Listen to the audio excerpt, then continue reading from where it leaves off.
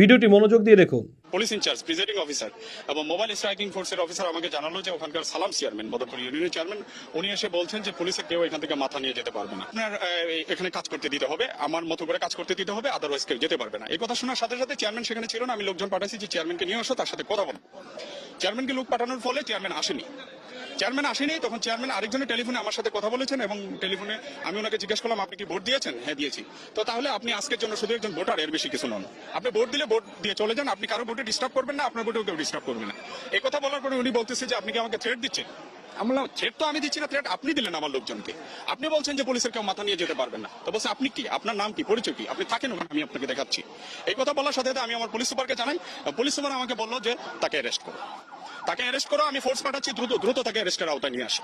সাথে সাথে আমি র্যাব কল করলাম, বিজিবি কল করলাম, তারাও পৌঁছানো, আমার ফোর্সের সংখ্যাও বাড়লো এবং তাকে যখন অ্যারেস্টের প্রিপারেশন নিচ্ছি যে তার বাড়িতে রেড দিয়ে আশেপাশে রেড দিয়ে তাকে অ্যারেস্ট করবো, সঙ্গে সঙ্গে শামীম ওসমান সাহেব আমাকে ফোন দিল যে আমি সংসদ সদস্য শামীম ওসমান বলছি। তো উনি বললো যে তুমি আমার চেয়ারম্যানকে অ্যারেস্ট করার প্রিপারেশন নিচ্ছ কেন? আমি চাই আপনার চেয়ারম্যান কেন্দ্র দখল করতে আসলে আমি অ্যারেস্ট করতে নিব না, আর আপনার চেয়ারম্যান কিনা এটা তো দেখার বিষয় না।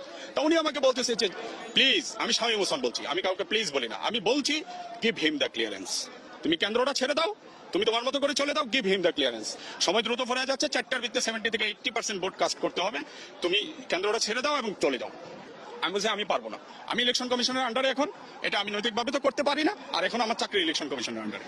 আমি এখানে নির্বাচনী দায়িত্ব পালন করতে আসছি, প্রজাতন্ত্রের চাকরি করতে আসছি।